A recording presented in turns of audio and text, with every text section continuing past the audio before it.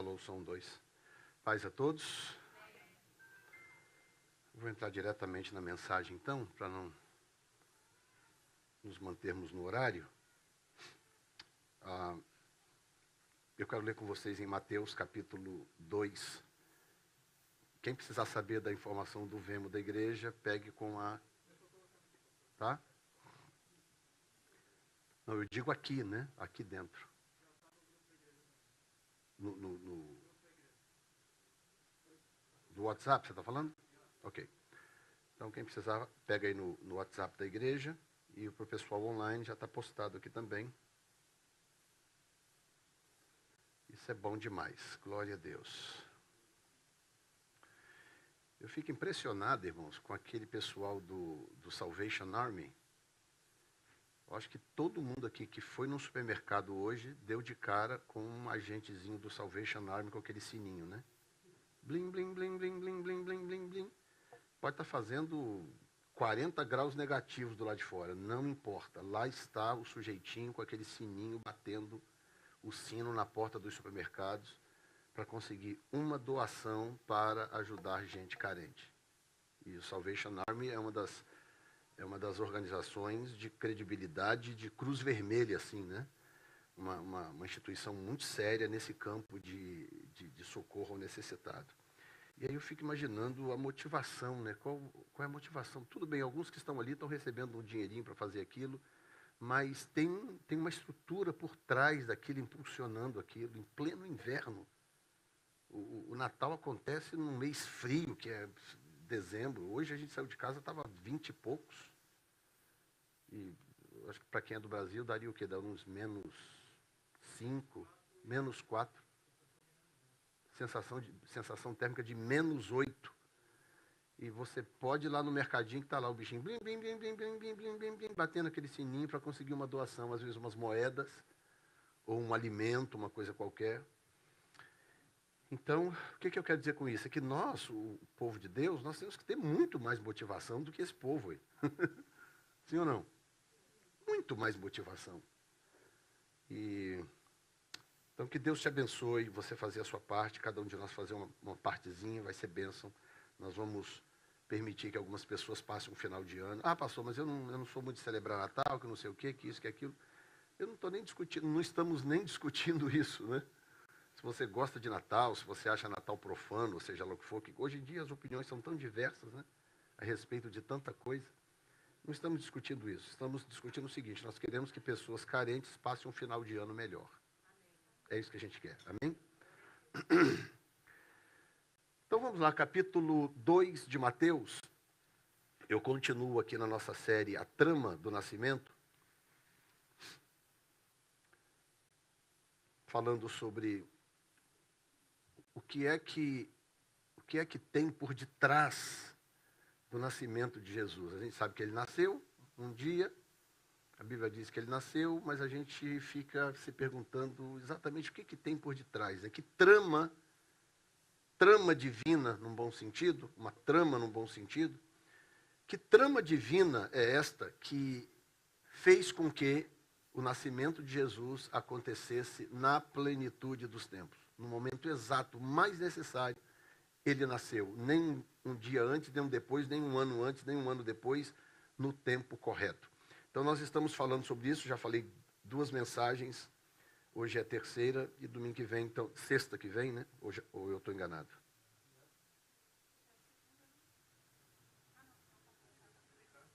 Ainda tem domingo, dia 18, e depois o nosso culto de Natal no dia 23. Então, tem essa e tem mais 2 mensagens ainda para nós encerrarmos essa parte sobre a trama do nascimento. Lembrando que essas mensagens todas ficam gravadas no canal da igreja New Time Church no YouTube. Amém? Mateus capítulo 2 diz assim: E tendo nascido Jesus em Belém da Judéia, no tempo do rei Herodes, eis que uns magos vieram do Oriente a Jerusalém e perguntaram: onde está aquele que é nascido rei dos judeus? Porque vimos a sua estrela no Oriente e viemos adorá-lo. E o rei Herodes, ouvindo isto, perturbou-se, e toda Jerusalém com ele. E congregados todos os príncipes dos sacerdotes e os escribas do povo, perguntou-lhes onde havia de nascer o Cristo. E eles lhe disseram, em Belém da Judéia, porque assim está escrito pelo profeta. E tu, Belém, terra de Judá, de modo nenhum és a menor entre as capitais de Judá, porque de ti sairá o guia que há de apacentar o meu povo Israel. Então Herodes, chamando secretamente os magos, inquiriu exatamente deles, acerca do tempo em que a estrela lhes aparecera.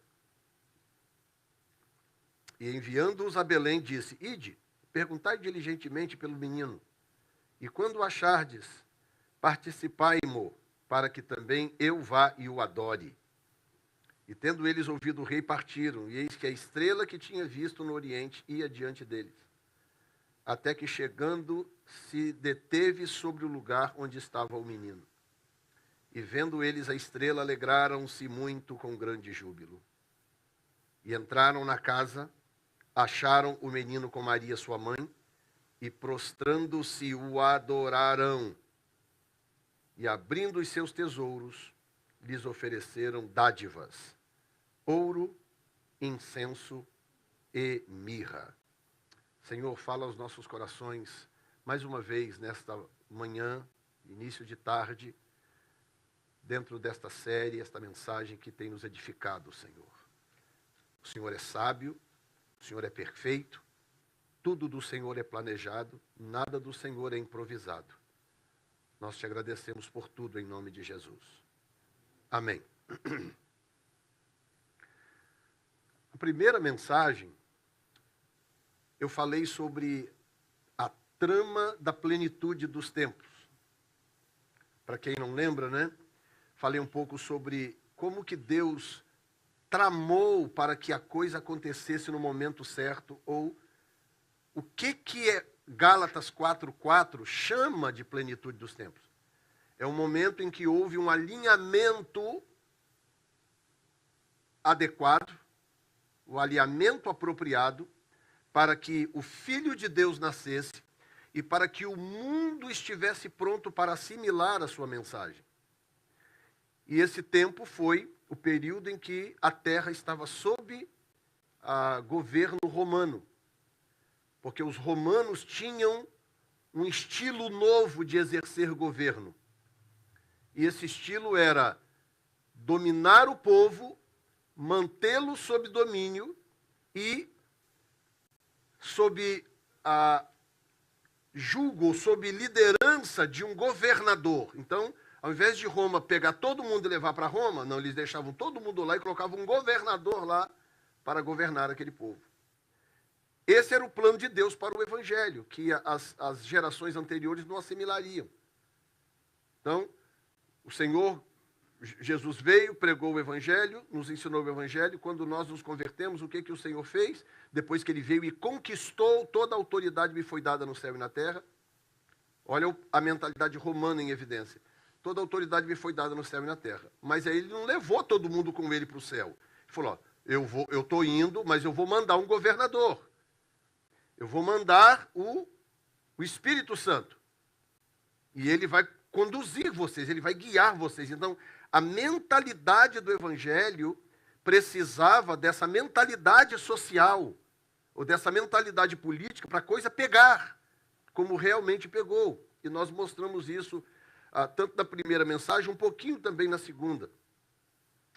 Hoje eu quero mostrar para você algumas coisas ainda interessantes num texto um pouco diferente, que nós focamos bastante em Lucas nas duas mensagens passadas, e hoje estamos em Mateus. Então, a primeira coisa que eu quero ver com você é como que a Bíblia se cumpre da forma correta, né? No livro de Miqueias, capítulo 5, versículo 2. Miqueias 5:2. Aparelho é bom por isso. Uma hora funciona, outra hora não funciona, né? Ok. Miqueias 5,2 diz: E tu, Belém Efrata, posto que pequeno entre milhares de Judá, de ti me sairá o que será senhor em Israel, e cujas origens são desde os tempos antigos, desde os dias da eternidade. Olha que coisa linda. Portanto, os entregará até o tempo em que está de parto, a que está de parto tiver dado a luz. Então o resto de seus irmãos voltará com os filhos de Israel. Gente, eu fico tão impressionado como que algumas profecias são tão absurdamente corretas. Todas são corretas, mas tem umas que chegam a assustar. Então, o povo de Israel já tinha uma expectativa de que o Messias teria que vir de Judá. Só que aqui é que está, eu queria muito que você entendesse isso que eu vou dizer daqui para frente, o raciocínio que eu vou desenvolver. Jesus é chamado de Jesus de Nazaré. Se nós entendermos um pouco mais como que Deus é esperto e como que Deus testa a nossa atenção, como que Deus testa o quão ligados estamos, ao ganhar a fama de Jesus de Nazaré, você acha que isto propiciava que o povo cresce que ele é o Messias, ou que o povo não cresce que ele é o Messias? Não cresce, porque qual era a expectativa? O Messias tem que vir de Belém de Judá. A expectativa era essa, porque a profecia é essa, Miqueias 5,2. Ó Belém Efrata, você não é a menor da cidade de Judá, porque de ti sairá o governador, aquele que vai reinar em Israel. Então havia profecia, se ele surgisse como Jesus de Belém, opa, Jesus de Belém. Não, ele ganhou a fama de ser Jesus de Nazaré. Por quê? Da onde que veio essa fama? Porque ele só nasceu em Belém, mas ele cresceu, ele viveu praticamente que toda a sua vida em Nazaré, ou pelo menos a sua parte de infância, adolescência e juventude toda em Nazaré. Depois de crescido, já depois dos 30 anos, depois de batizado e etc., então é que ele se mudou para Cafarnaum. Mas ele cresceu em Nazaré, então ele ganhou a fama de ser o Jesus de Nazaré. Então, com isso, Deus já de cara, Deus já pegou de calça curta todos os desatentos. Isso não te assusta, não? Que você pode estar desatento o bastante para você não estar percebendo que Deus está fazendo algo bem debaixo da sua barba. Que Deus pode estar fazendo algo bem debaixo do seu nariz e você não está percebendo que você está desatento, você está preocupado com outras coisas ou prestando atenção em outras coisas. Jesus de Nazaré e os principais sacerdotes, eles caíram iguais patinhos no negócio, eles caíram mesmo. Porque quando começou a espalhar a notícia, é o Messias, é o Messias, é o Messias. E eles falaram, não tem como, que Messias? Não, o Messias tem que vir de Belém. Eles caíram exatamente na trama. Porque Deus estava testando os corações. Mas pastor, não estou entendendo, a intenção de Deus não é fazer com que as pessoas entendam. Sim, mas a intenção de Deus também é testar os corações. É revelar o que é que está no teu coração. Porque se ele não revelar o que está no meu coração, eu continuo, vou avançando como se tudo estivesse bem. Ele sabe o que está no meu coração, mas muitas vezes nós não sabemos o que está no nosso coração. E a Bíblia diz o quê? Muito honesto é o coração do homem. Podem confiar nele. Tem um texto assim na Bíblia? O que a Bíblia diz? Enganoso é o coração do homem. Enganoso. Então o que Deus faz? Deus vai gradativamente nos revelando o que está no nosso coração, vai revelando para nós mesmos o que é que está no nosso coração, para que nós entendamos depois por que estamos na situação em que estamos. E aí você vê esses escribas e sacerdotes aqui, os principais, saduceus, fariseus, completamente afundados na lama da religião, manipuladores, traidores de Deus, vendendo a alma das pessoas por luxo, por causa da manutenção do poder, muito parecido com o sistema político de hoje em dia. E Jesus veio e falou, quer saber, eu vou expor tudo isso. E ele expôs de muitas formas, não foi só quebrando as mesas dos cambistas no templo, não. Ele expôs de muitas formas. Uma delas foi essa: eu vou chegar sorrateiramente, não vou dizer para ninguém quem eu sou, vou chegar sorrateiramente e vou deixar que eles percebam. Os que tiverem corações puros, os que tiverem a alma e o coração voltados para Deus, para o Espírito Santo, esses perceberão quem eu sou. Por isso que um belo dia, depois de mais ou menos um ano já andando com os seus discípulos, um ano e pouco, Jesus vira para os seus discípulos e fala, o que dizem por aí os filhos os filhos dos homens que eu sou? O que eles dizem? Uns dizem que o Senhor é Elias, outros dizem que o Senhor é João Batista, que voltou da morte. Mas tem gente que está dizendo que o Senhor é um dos profetas. Ok. E vocês, o que vocês dizem de mim? Aí um olhou para um lado, olhou para o outro, tipo, né, falo ou não falo? Aí Pedro toma, o sanguíneo tem disso, né? Tem hora que faz besteira, mas tem hora também que acerta na veia, né? Aí vem o Pedrão e fala, tu és o Cristo, o Filho do Deus vivo. Ou seja, eu já percebi que tu és o Cristo, o Filho do Deus vivo. Porque em nenhum momento você vai encontrar um versículo na Bíblia onde Jesus chegando e falando assim, eu sou o Cristo, o Filho do Deus vivo. Ele fez outras afirmações, eu e o Pai somos um, né? Quem tiver sede venha a mim e beba. Ele fez outras afirmações. Mas em nenhum momento Jesus disse para quem quer que seja, eu sou o Cristo, o Filho do Deus vivo. Você vê, Nicodemos foi a ele de madrugada, Nicodemos estava cheio de dúvida, mas Nicodemos estava cheio de sede. E Nicodemos falou, afinal de contas, quem é você? Você é quem? Em linhas gerais, era isso que Nicodemos queria saber. Pois Jesus em nenhum momento disse, não, eu sou o Cristo, o Filho do Deus vivo. Jesus foi cozinhando Nicodemos. Falei, Nicodemos, se você não tiver, como é que é? De verdade te digo que quem não nascer de novo não pode entrar no reino de Deus. Se você não nascer da água e do Espírito, você não pode ver o reino de Deus. E Jesus foi cozinhando ele em fogo baixo, parecendo carne de segunda. Porque Jesus não queria ter que abrir a boca e dizer, eu sou o Cristo, o Filho do Deus vivo. Olha, você está andando, está vendo o alvoroço que está na cidade. O camarada anda sobre água, ele fala com o vento, ele cura paralíticos, ele ressuscita mortos, ele faz coisas absurdas, ele abre os olhos dos cegos, ele limpa um leproso em segundos. Então, o que mais que nós precisamos para saber? Esse cara não é normal. Esse indivíduo não é normal. Então eu voltar a minha atenção para ele para poder entender, afinal de contas, quem é essa pessoa que hoje nós chamamos de Jesus? Pastor, é o meu Salvador. Tudo bem, mas será que isso basta? Será que basta você dizer, não, eu sei quem é Jesus, Jesus é o meu Salvador, ele morreu por mim na cruz do Calvário para me salvar. Ok, será que isso basta? Ou tem algo mais por aí? Então, Miqueias fez um pronunciamento, ele anunciou que seria dessa forma. Então, Maria e José estão em Nazaré, tranquilo. Maria aparece grávida de uma hora para outra. E aí, você sabe da história, José fica ali, não sei se casa ou se compra uma bicicleta. Aí, de repente, aparece o anjo para José e fala, José, não fuja.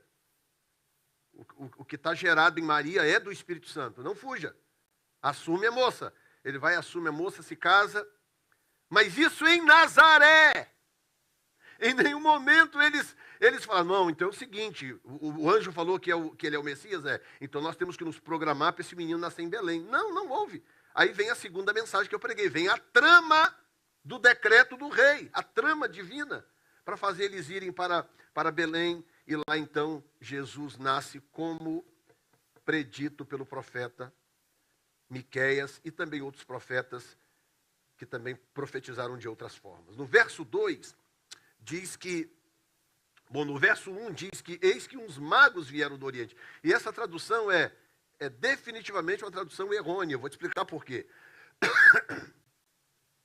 Isso já notório entre estudiosos, teólogos, porque a palavra no grego é a palavra magos, que é a escrita é idêntica à nossa, magos, M-A-G-O-S. Só a pronúncia que é um pouquinho diferente. Então, eles pegaram a palavra e traduziram, ou, na verdade, transliteraram, né? Porque a palavra magos no português é uma transliteração da palavra grega magos. Então, eles traduziram. Que, na verdade, a palavra mago no português, ela tem uma conotação muito pejorativa. Sim ou não? Você fala, fulano de tal é um mago, hein? Primeira coisa que você pensa? Que o cara é um feiticeiro, o cara é um ocultista, um satanista. Esse é o significado. Mas não é o significado em grego. Não é. Então, como que a King James, que é considerada a versão mais confiável, né? Versão é sempre versão, mas como que a King James Bible traduziu, né? Verso 1. Now when Jesus was born in Bethlehem of Judea, in the days of Herod the king, behold, there came wise men. Vieram homens sábios, porque o significado desta palavra em grego é exatamente homens sábios e cientistas sábios. É o que esta palavra significa no grego. Então, esses homens, na verdade, eles eram astrônomos, não astrólogos, astrônomos sábios, estudiosos, cientistas, homens que estudavam o universo, o cosmos, e que também estudavam as escrituras. Eles não eram magos na conotação oriental ou da língua portuguesa, eles eram homens sábios. Você vai entender por quê agora. Tá? E aí no verso 2 diz, e perguntaram, onde está aquele que é nascido rei dos judeus? Eles chegaram em Jerusalém, né? Eis que uns magos vieram do Oriente a Jerusalém. E diz, aí começaram a perguntar ao redor, onde está aquele que é nascido rei dos judeus, porque vimos a sua estrela no Oriente e viemos adorá-lo. Então eu quero destacar duas coisas. Primeiro, a estrela dele, diga, a estrela é de Jesus. Vamos dizer de uma forma diferente, diga, quem tem estrela é Cristo. Então, eles entenderam uma coisa, que quem brilha, uma vez que esse menino nasceu, acabou, todo mundo agora está ofuscado. Ofuscou todo mundo. Imagina se a igreja entender isso na prática, todo dia, pastores, líderes, profetas. Nós não teríamos gente soberba, nós não teríamos gente se perdendo porque tem um dom, porque Deus promoveu, porque Deus usou, porque Deus levantou, porque as pessoas ainda continuam lutando e batalhando para poder ter uma estrela para brilhar, uma estrela para chamar de sua. Os magos entenderam logo, opa, nós vimos a estrela dele. A estrela dele, quem tem estrela é Cristo. O mundo não precisa que Jefferson Neto tenha uma estrela. Meu Deus, esse homem é muito abençoado. Olha como brilha a estrela dele. Eu ter uma estrela não vai causar nenhum benefício para o mundo. Você ter uma estrela não vai causar nenhum benefício para o mundo. Você está entendendo a palavra estrela? Um destaque, uma promoção, alguém batendo nas suas costas, alguém te parabenizando, alguém te aplaudindo, ou me aplaudindo. Estava ouvindo o Judson, que é até um amigo de muitos anos, o Judson de Oliveira, numa live ontem falando, né? E ele falando como que Deus ensinou a ele o caminho do quebrantamento, né? Que ele foi promovido muito rápido, ele começou a cantar no Brasil e logo foi promovido. Um rapaz de Deus, um moço de Deus, hoje mora aqui em Carolina do Sul, pastor Judson de Oliveira. Mas assim, ele experimentou uma promoção muito vertiginosa, muito rápida no Brasil, tornou-se famoso nacionalmente e tal. E aí ele falando, né, que ele ia nos lugares, então ele cantava, ele ministrava, pregava, e Deus sempre usou ele muito, daquele movimento das comunidades, na época quando começou a acontecer, né, no Brasil, as comunidades, mais o clamor pelas nações, Lagoinha, esse mover que começou no Brasil há umas décadas atrás.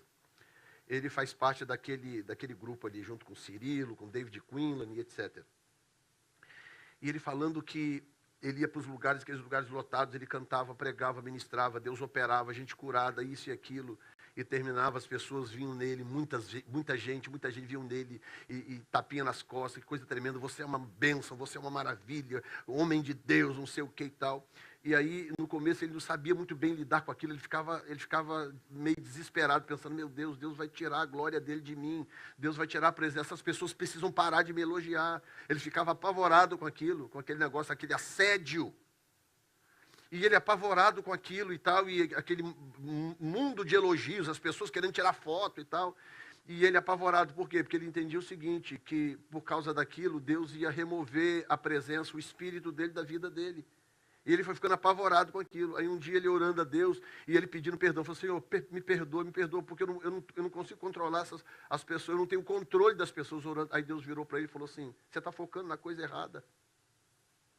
Como assim, Senhor? O que importa não é o que essas pessoas fazem, ou o que elas te digam, ou o quanto elas te elogiem. O que importa é o quebrantamento do seu coração. É o seu quebrantamento que importa. Eu estou julgando, é o seu quebrantamento. Não é o que elas dizem, o que elas fazem. É o que está no seu coração que me importa. Você não vai poder controlar o que as pessoas falam, o que as pessoas dizem. Você não vai. É tão interessante isso que a gente passa a vida inteira nos degladiando com essas coisas, com elogios e críticas. Elogios e críticas. E o David Wilkerson, né, disse certa vez que os elogios são muito mais perigosos do que as críticas. Porque você tem a impressão que uma crítica vai te destruir. Né? Não, a pessoa faz uma crítica aqui, você pode não gostar e tal, mas lá na frente a vida segue.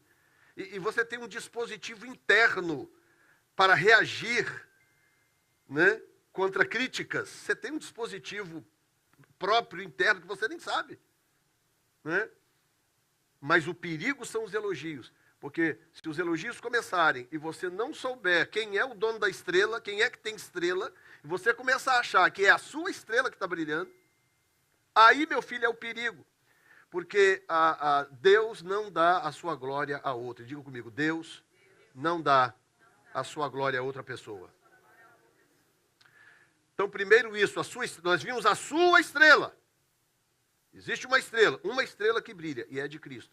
Número 2, viemos adorá-lo. Gente, adorar uma pessoa que pode fazer algo por você é correto, é bom e é fácil. Por que você adora Jesus? Eu adoro Jesus porque ele me salvou, ele pode me abençoar, ele pode me abrir porta, ele pode isso, pode aquilo. Mas esses magos, que não eram magos, esses sábios, eles vieram adorar uma criança. Eles vieram adorar uma criança que nem sabia que eles estavam lá adorando. Eles não vieram adorar Jesus porque eles iam ganhar alguma coisa. Eles não vieram adorar Jesus. E eles viajaram muita distância. Eles saíram da região do Iraque, o que hoje é o Iraque, para viajar naquela época. E a gente fala dos sábios, né, que o texto diz, eis que uns magos, e o presépio sempre pintou como 3, né? Todo presépio tem três indivíduos em pé lá, né? E essa história dos 3 surgiu por causa do presente. 3 presentes diferentes, então as pessoas deduziram, bom, se são 3 presentes, são três homens. Mas não é verdade, a Bíblia não diz que são 3 homens. A Bíblia diz que eram homens sábios que vieram do Oriente. E eles eram homens de alta patente, homens importantes, ricos, e esse tipo de gente nunca viajava sozinha, porque era perigoso. Naquela época, assaltos aconteciam, assim, a rolé, como se você estivesse no Rio de Janeiro, centro de São Paulo. Assalto nas ruas, nas vielas, naquela época era muito comum. E o pior, era assalto seguido de morte, era latrocínio. Era muito comum isso, e não tinha quase que punição, porque não tinha como pegar, não tinha os recursos de hoje. O camarada larga uma digital lá, uma coisa qualquer, tem câmera. Na época não tinha nada disso, tudo mato, tudo ermo. O domínio romano trouxe um pouco de segurança, porque Roma construiu estradas, várias estradas, tinha postos de alfândega romana. Então, tinha uma certa segurança, mas não absoluta. Então, esses homens vieram numa grande caravana. Era uma caravana, era muita gente. Eram os sábios, fosse lá quantos fossem, 3, 4, 5, não importa. E seus servos. Era uma grande caravana. Eram pessoas ricas. E eles vieram com aquela pompa toda, e eles chegaram em Jerusalém sem nenhum temor. Disseram: onde está o que nasceu, o rei dos judeus? Nós viemos adorá-lo. Diga, adoração é o segredo. Você entende isso, por favor? Você entende isso que nós estamos dizendo? Você entende o que significa adoração é o segredo? O que acontece quando um grupo, um povo adora Deus mesmo? Quando eu comecei a colocar em prática isso que eu ministrei para vocês ali agora há pouco, Deus começou a falar comigo, o segredo é a atmosfera. E eu comecei a colocar isso em prática, que é exatamente o que nós praticamos aqui. O que nós praticamos aqui. O que aconteceu? Deus começou a fazer coisas incríveis nos eventos, nas conferências, curando muita gente, libertando pessoas, coisas maravilhosas, por causa da atmosfera. Deus é espírito, ele precisa de uma atmosfera apropriada para operar. Estão entendendo? Sem a atmosfera correta, ele não... Quer dizer, ele opera, mas ele opera o trivial, o basicão, sabe? Ele opera... A palavra dele é poderosa, se ele está falando, se a palavra dele está sendo ministrada, ele está sempre de alguma forma operando. Mas eu não estou falando dessa operação, estou falando da operação sobrenatural. A operação sobrenatural. Nós vimos o testemunho aqui da Luciana, numa vigília, estava todo mundo adorando a Deus, quer dizer, havia uma atmosfera, e naquela atmosfera ela foi curada. Digam graças a Deus. E aí o que acontece no verso 3? Herodes diz que ouvindo isso perturbou-se. Há hoje em dia ainda pessoas que se perturbam com Cristo. Cristo perturba. E Paulo e Silas, né, foram chamados de perturbadores. Né? Eles saíam alvoroçando o mundo. Né? O profeta também Elias foi chamado de perturbador de Israel.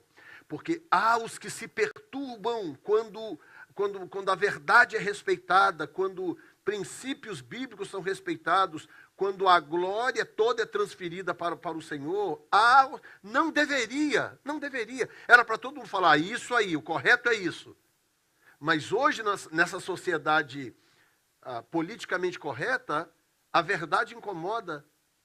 As pessoas estão sendo censuradas nas redes sociais, censuradas na televisão, por dizerem, por exemplo, que mulher é mulher e homem é homem. Olha que absurdo, que coisa mais básica e fundamental. E Paulo disse isso. Ouçam o que Paulo disse aos romanos. E veja, se não parece que ele disse isso ontem. Veja se ele não disse isso ontem. Ele disse, verso 18, porque do céu se manifesta a ira de Deus sobre toda a impiedade e injustiça dos homens que detêm a verdade em injustiça. Porquanto o que de Deus se pode conhecer, nele se manifesta, porque Deus o manifestou, porque as suas coisas invisíveis desde a criação do mundo, tanto o seu eterno poder como a sua divindade, se entendem e claramente se veem pelas coisas que estão criadas, para que eles fiquem inexcusáveis, indesculpáveis. Portanto, tendo conhecido a Deus, não glorificaram como Deus, nem lhe deram graças, antes em seus discursos se desvaneceram, e em seu coração insensato se obscureceu. Dizendo-se sábios, tornaram-se loucos. Verso 23, e mudaram a glória do Deus incorruptível em semelhança da imagem do homem corruptível, de aves, de quadrúpedes, de répteis, pelo que também Deus os entregou às concupiscências do seu coração, à imundícia, para desonrarem seu corpo entre si. Pois mudaram a verdade de Deus em mentira, e honraram e serviram a criatura do que o Criador, que é bendito eternamente. Aí verso 26, pelo que Deus os abandonou às paixões infames, porque até suas mulheres mudaram o uso natural no contrário à natureza, e semelhantemente também os varões, deixando o uso natural da mulher, se inflamaram em sua sensualidade, uns para com os outros, varão com varão, cometendo torpeza e recebendo em si mesmos a recompensa que convinha ao seu erro.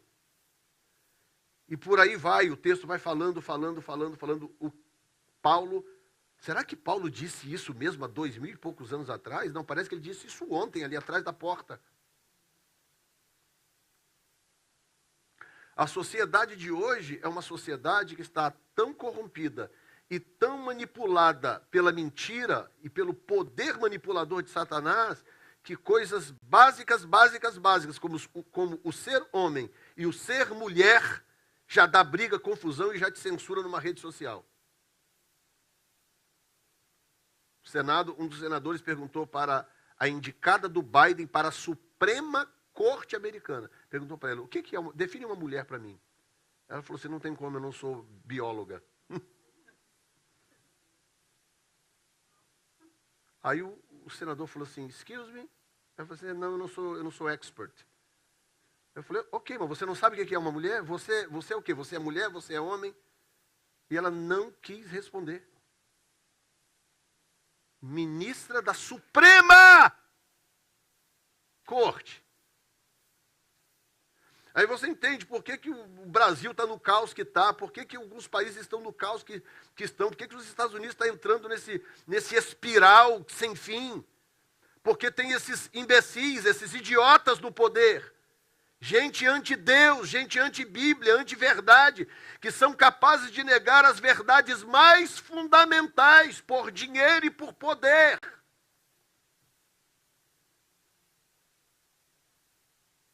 Então, meu filho, Herodes estava apenas fazendo o que é muito comum para... Falou, como é que é? Rei do judeu, estrela, como é que é? Salvador. Aí diz o texto, perturbou-se. O que era para o cara fazer? Se ele era o rei dos judeus. Ele era o rei dos judeus na época. O que era para ele fazer?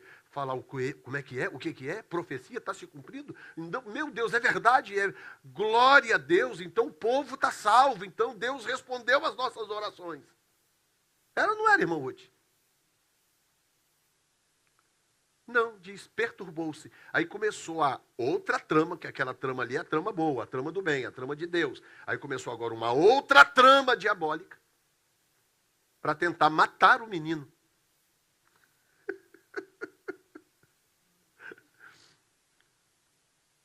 Você sabe qual é o auge da insegurança e até da imbecilidade? Me desculpe, hoje está sendo tão extremamente sincero. Mas você sabe qual é o ápice da imbecilidade e da insegurança? É você se sentir tão inseguro e se sentir tão intimidado com o dom do outro, a ponto de você achar que matando o outro resolve o problema.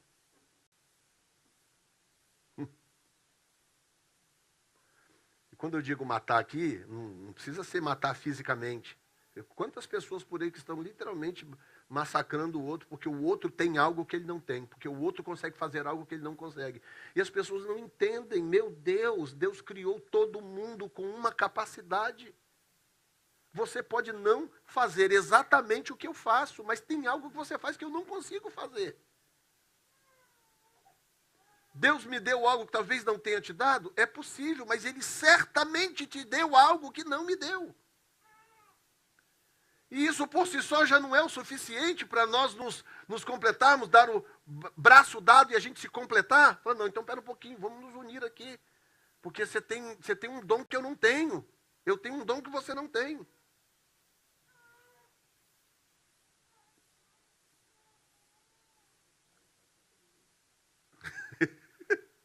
Eu não consigo tocar teclado e bateria ao mesmo tempo. Ele está falando, você toca teclado, eu toco bateria.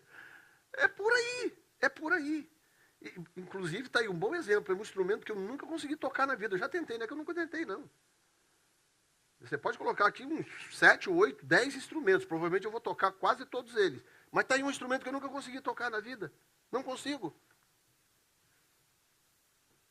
E Deus faz essas coisas exatamente para mostrar para você, mostrar para mim e para você. Você não é completo. Você não é completo. Você precisa do outro. Você precisa do seu irmão, você precisa do seu esposo, da sua esposa, dos seus filhos, dos seus pais. Você não é completo. Você pode ter bastante, mas você não tem tudo. Digam glória a Deus. Ok, então me dá mais, acho que mais 10 minutos, 15 minutos. Nós vamos terminar no horário.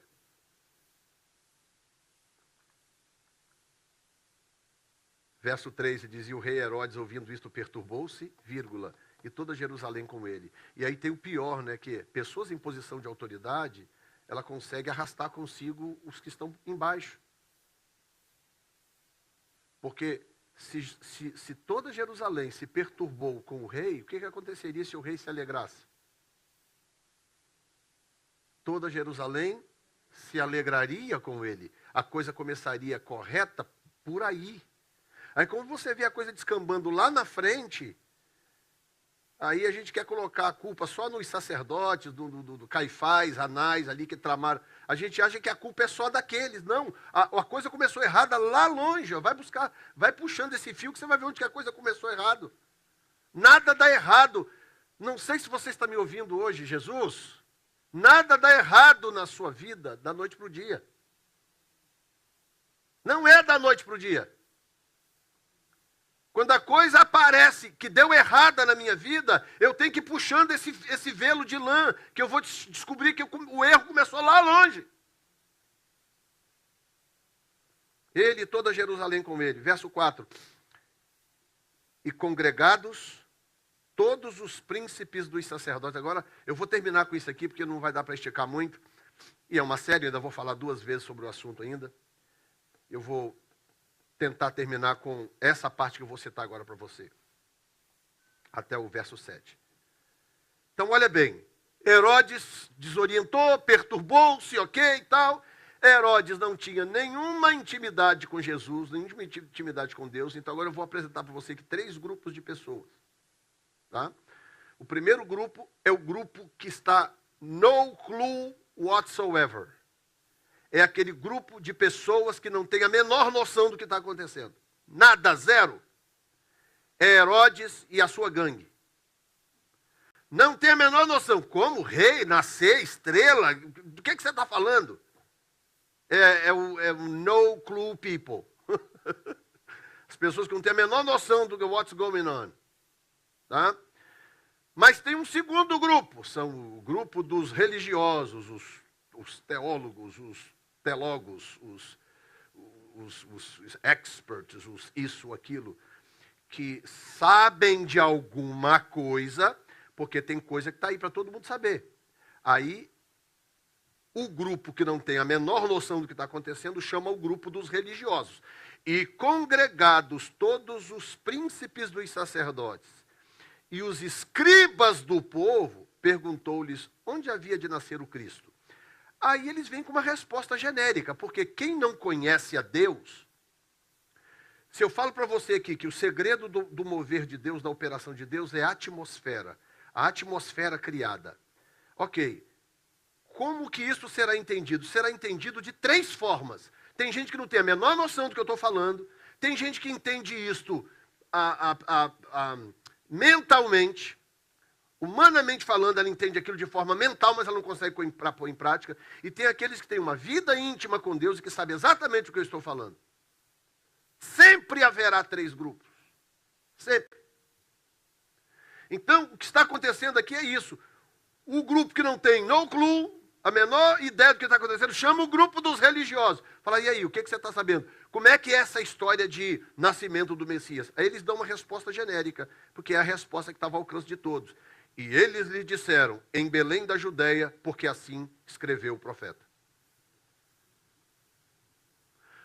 Ok, está escrito lá em Miqueias 5:2. Ok, isso todo mundo sabe. Você sabia que tem gente que sabe a Bíblia melhor do que você e eles não conhecem nada de Deus? Eu assisto os programas de televisão aí, eu gosto muito de programas de arqueologia. Por quê? Porque a arqueologia, ano após ano, confronta o secularismo. Toda descoberta arqueológica prova uma verdade bíblica. toda, não houve uma descoberta arqueológica até o dia de hoje. Um fato, uma descoberta. Estou falando de tese, teoria. Não há uma única descoberta arqueológica até o dia de hoje que tenha provado. A Bíblia diz isso e a arqueologia provou assim diferente. Não existe uma só. Toda descoberta arqueológica até o dia de hoje prova algum texto bíblico como verdade. Todo. Então, a arqueologia desafia o secularismo. Mas aí eu gosto de assistir esses programas, por quê? Porque tem tantos experts falando. Tantos experts. E aí eu estava vendo um programa há pouco tempo atrás. Esse programa é um programa mais antigo. Porque a tese que eu vou citar agora já foi, inclusive, desbancada. Os peritos, os experts, acabei de falar a palavra, esqueci, meu Deus. Os arqueólogos seculares não acreditavam na existência de Davi como pessoa real. Não, Davi é um personagem inventado pelos judeus. Por que não? Porque não tem nenhuma prova concreta de que ele tenha existido. Nenhuma prova concreta. E essas pessoas não se movem pela fé, porque elas não são pessoas que vivem a partir de um relacionamento com Deus. Elas são profissionais daquela área e elas analisam a letra fria e mais nada, e as evidências. Então, não existe evidência. Então, Davi é uma invenção da história, na história dos judeus. E aí falam assim com uma convicção. Tem um camarada que eu esqueci o nome dele agora, ele é linguista e arqueólogo. Mas ele fala umas coisas assim que se você não conhecer a Bíblia e conhecer a Deus, você compra o que ele está dizendo. Pouco tempo depois disso, que eles gravaram essa reportagem, que já tem uns bons anos, pouco tempo depois, os arqueólogos acharam uma moeda e acharam uma plaqueta de barro nas escavações arqueológicas. E acharam o selo de Ezequias, um dos reis da linhagem de Davi. 3 coisas. E nas 3 coisas estava escrito o quê? A casa de Davi. A casa de Davi. Fulano de tal, da casa de Davi. 3 de uma vez. Aí todo mundo, zip, na boca. Por quê? Porque descobriram agora, tem evidência. Quer dizer, tem gente que precisa das evidências. Mas é esse segundo grupo aqui. Davi existiu. Acharam uma moeda lá escrito Casa de Davi. Aquelas respostas genéricas, bem genéricas, assim, sabe? Que, se você for seguir essas pessoas, você está no sal, você está perdido. Mas aí tem o terceiro grupo, olha bem. E eles disseram, em Belém da Judéia. Aí cita o texto e tudo, hein? E tu, Belém, terra de Judá, de modo nenhum, és a menor e tal. Eles citam o texto lá de Miqueias. Verso 7. Herodes, que não tinha a menor noção de Deus, mas também não era idiota, assim, idiota, absolutamente idiota ele não era. Verso 7. Então Herodes, chamando secretamente os sábios, falou assim, gostei da resposta desses caras, não. Muito genérico, esses caras não sabem o que estão falando. Deixa eu perguntar para quem sabe. Deixa eu perguntar para quem realmente sabe. Para quem está num outro nível, vivendo uma outra dimensão. Então Herodes, chamando secretamente os sábios, e eu não estou usando a palavra magos aqui de propósito, secretamente os sábios, inquiriu exatamente. Ele falou, eu não quero aquelas respostas genéricas lá dos caras, eu quero saber de vocês. Acerca do tempo em que a estrela lhes aparecera. Por quê? Porque era só somar Lé com Cré. Quando é que apareceu a estrela? Tal. Quanto é o tempo de gestação? 9 meses. Não sei o que lá. Era só fazer a soma, mais ou menos. Falar, ok, então esse menino deve ter nascido, ou nasceu, está nascendo por agora e tal. Era só fazer a soma. Entendeu? Então, você quer saber alguma coisa de verdade? Procure, pergunte para alguém que vai te levar no rumo certo. Fica perguntando coisas para quem não vai te ajudar, para quem não vai te dar respostas concretas. Não adianta você entrar por esse caminho, porque depois você vai estar confuso. E aí você vai precisar de alguém para te esclarecer na sua confusão. Sim ou não? É por isso que Deus nos deu liderança. Nós temos líderes para isso, gente. E hoje em dia, nós vivemos na era da informação, né? Informação. Qualquer coisa aqui, telefone, não sei o quê, papapá. Aonde clicar aqui tem informação. O problema é peneirar. Que informação é verdadeira? O que é fake news? O que é manipulado? O que é... Então, é um bombardeio de coisas. Tá? A questão é quando isso é transferido para o ambiente eclesiástico. Tem um pastor no Brasil de uma igreja grande de expressão, dizendo abertamente que a Bíblia precisa ser reformada. Aí você ouve um cara daquele falar, você está desarmado, você está ali, o seu crivo não está ainda no nível devido. E você ouve um cara daquele, de expressão nacional, de uma grande igreja, um cara aparentemente sábio, um indivíduo projetado. O cara abre a boca e fala uma asneira desse tamanho. Tem um outro pastor em Fortaleza, também um pastor de expressão, que agora está dizendo que a igreja precisa se desculpar com os homossexuais. Abertamente. A igreja precisa se desculpar com os homossexuais.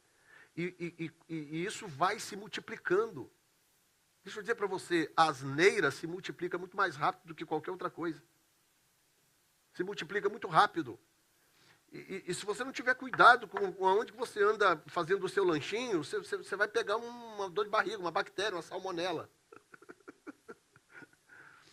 Muito cuidado. Muito mais seguro é o arrozinho com feijão da sua casa. Sabe, aquele que você sabe de onde veio a panela, você sabe qual é o tempero que você usou, você sabe exatamente a temperatura, você sabe como que você lavou o frango. Comidinha boa é a doméstica, é aquela que você come no dia a dia, que não é nada de espetacular, mas você sabe, essa não vai me matar. Essa vai me manter andando, caminhando, vivo. Amém, Jesus? Aí reuniu lá os magos. E aí diz que os sábios, né, perguntou exatamente. Escuta, quando foi mesmo que apareceu essa estrela, hein? E enviando-os a Belém, Herodes enviando os sábios, enviando-os a Belém, disse, ide e perguntai diligentemente pelo caminho, pelo menino, e quando o achardes,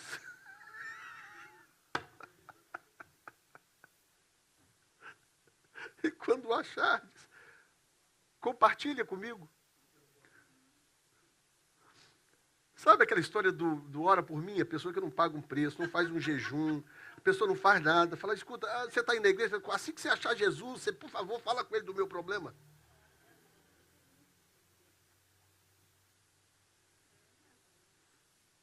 É o Herodes. Ah, vocês estão indo então para Belém? Não, então, por que não mandou lá os escribas, o pessoal do segundo grupo? Não, esses aqui eu sei que só vão me dar a resposta genérica. Então, olha, vocês vão a Belém, vocês se informam tudo direitinho, e quando vocês acharem o menino, compartilha comigo.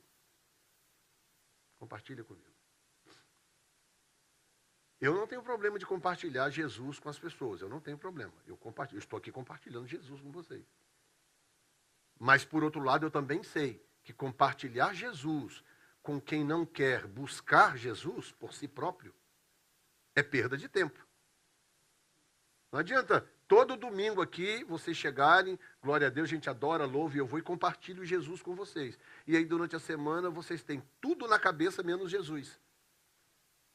A semana inteira aperreado com não sei o que lá, tarefado com isso, com aquilo. As pessoas passam a semana inteira envolvidas com um mundo de coisas.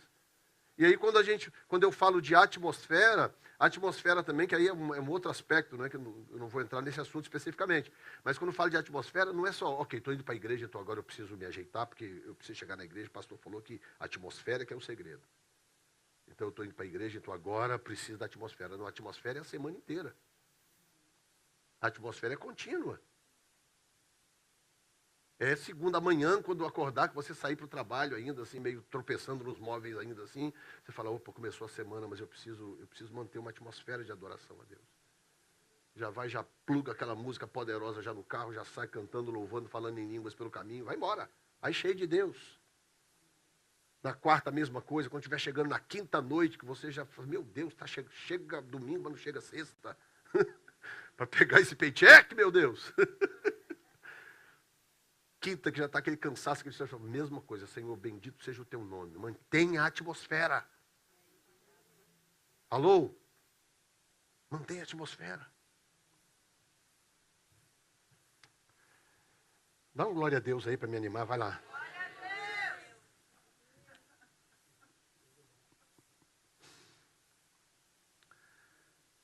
Quando vocês acharem o menino, vem falar comigo, hein? No caso de Herodes, vocês sabem que era uma trama, né? Era uma tramazinha, no caso de Herodes. Mas eu me preocupo com as pessoas que vivem assim. Vivem assim. Se alguém pedir você uma oração, você vai orar por ele ou vai trazer para mim? Se aparecer alguém com um endemoniado na sua casa, você vai expulsar o demônio ou vai ligar para o pastor da igreja? Hein?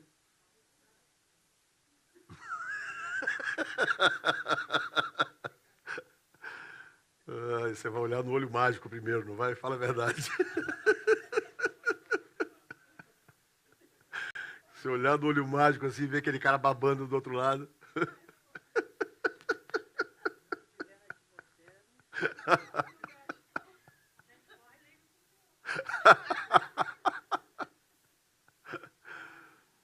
No avivamento da Rua Azusa tinha um menino de 12 anos, foi crescendo, lógico, esse avivamento foi longo, mas no começo, 12 anos, esse menino orava por cura divina, expulsava demônio, ministrava nas pessoas, 12 anos. 12 anos. Um homem cego tinha sido cegado num acidente de guerra, se eu não me engano, uma coisa assim, não lembro agora os detalhes. Isso tudo é história escrita, isso não é chute, tá? A história da carochinha. Esse homem chegou na igreja e tinha 2 buracos assim, com aquele óculos escuro, fechado, né? Porque não tinha olhos, tinha 2 buracos aqui, os olhos tinham sido arrancados fora. E esse homem chegou na igreja, tentando entrar, para ir lá na frente, que alguém falou, vai naquela igreja, procura o pastor William Seymour, ele é usado por Deus, ele vai orar por você. Só que quando ele chegou na igreja, estava tudo apinhado de gente,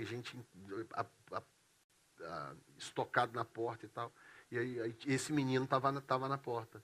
Ele falou, oi moço, tudo bem? O que o senhor quer? Não, eu estou querendo, como é que eu faço para chegar lá na frente para falar com o pastor? Eu falei, não vai ter jeito não, a igreja está muito lotada, muito cheia, não tem como o senhor entrar aqui. Aí, que pena, porque eu vim aqui para ele orar por mim e tal. Aí o menino falou, o que o senhor tem? Aí eu sou cego, eu não tenho os olhos e tal. Aí o menino falou, eu posso orar pelo senhor? Pode. Menino de 12 anos. O moço abaixou, ele botou a mão nos olhos assim e começou a orar pelo homem. Orando. Claro que tem a ver com a atmosfera.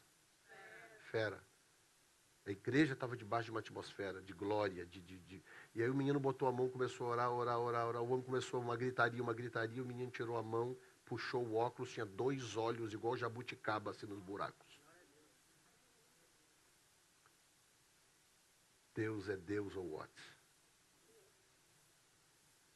Então eu quero que você entenda isso, tá? Na semana que vem nós vamos continuar nesse texto, tem muita coisa linda nesse texto para falar, nós vamos continuar nesse mesmo texto, mas hoje, quanta coisa maravilhosa nós aprendemos, quanta coisa linda.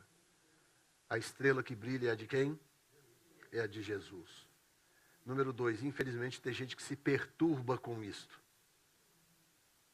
Que a estrela, tem gente que quer brilhar, não, eu quero brilhar. Se Jesus só brilhando não importa. Não é? E terceiro lugar, nós temos os 3 grupos, né? Os 3 grupos que se destacam por aí. Aqueles que não têm a menor noção do que está acontecendo.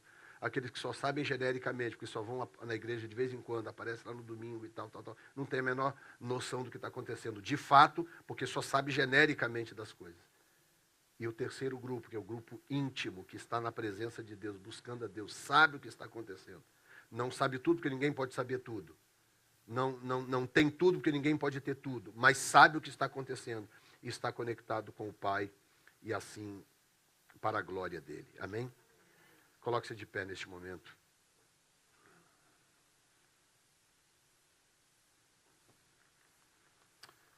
Pai, eu movo esses molhos das primícias diante da tua presença. Nesta tarde eu consagro ao Senhor os nomes aqui representados para a glória do teu nome. Dá um ano diferente, poderoso, abençoado para essas pessoas e todos aqueles que durante o ano têm crido e praticado a tua palavra, em nome de Jesus. Amém. Levante as suas mãos assim.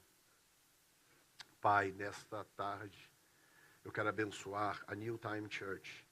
E com essas mensagens que têm sido pregadas, um novo despertamento venha sobre a igreja.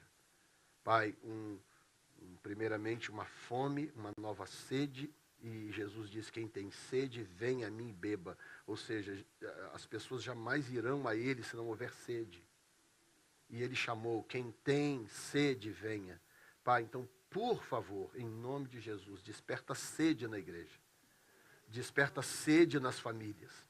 Para que as pessoas não desperdicem a oportunidade de vir a Jesus saciar sua sede. De ser alimentado por ele com o pão da vida. E serem cheios do Espírito, cheios de glória. Para a glória do teu santo nome. Em nome de Jesus Cristo. E eu abençoo a semana de cada um. Nós estamos caminhando para o encerramento do ano. Ó Deus, as pessoas estão envolvidas com festas, com celebrações, com tanta coisa. É tão fácil distrair. É tão fácil perder o foco. Ajude o teu povo a manter o foco, Senhor. Nós estamos em dias de guerra. Estamos em contenda espiritual com o mundo e com o maligno. E não podemos distrair, Pai. Nos ajude a manter o nosso foco em Cristo para a glória do teu santo nome. E toda a igreja diz, amém. Podem se assentar.